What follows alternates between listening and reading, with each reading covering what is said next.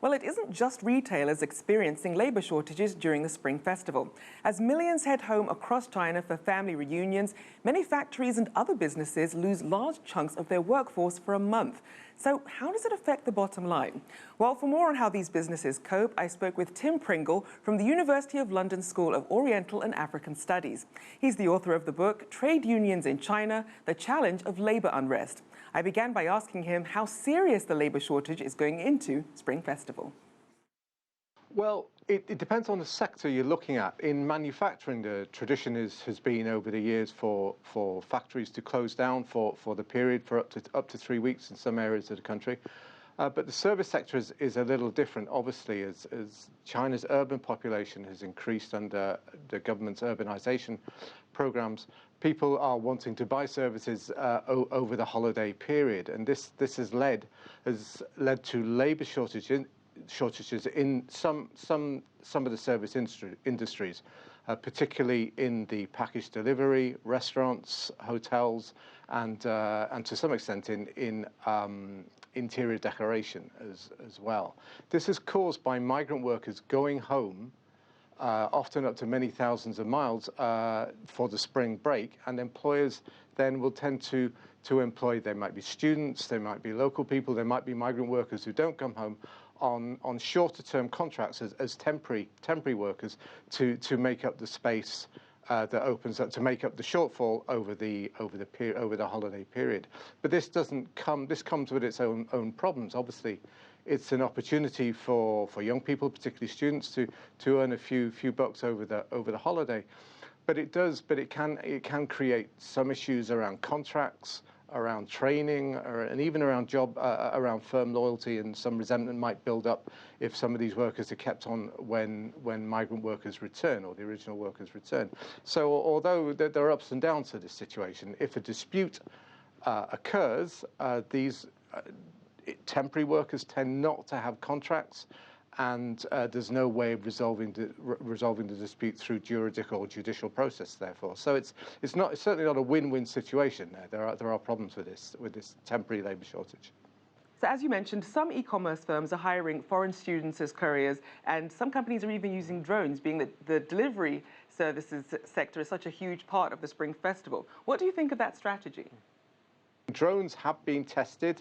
I think Alibaba have said they are actually using drones, or they're testing drones. And I think there was even a cake store in Shanghai that tested out or actually delivered cakes, causing some people to say this was pie in the sky quite recently. This is still an outlier.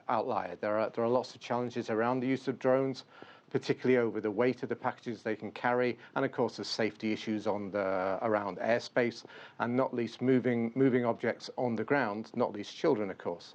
The issue of student workers, this is a big issue in China. It's been an issue for some years now, and initially arose from labour shortages that emerged prior to the recent slowdown in the economy, and some employers developed relationships with vocational schools that were supplying student workers to work in factories, sometimes in illegal working conditions. And this caused some labour market distortions at the same time. I think Foxconn got its fingers burnt when it admitted that up to 150,000 of its workers at some point, or 15% of its workforce, were student workers that they were employing across China.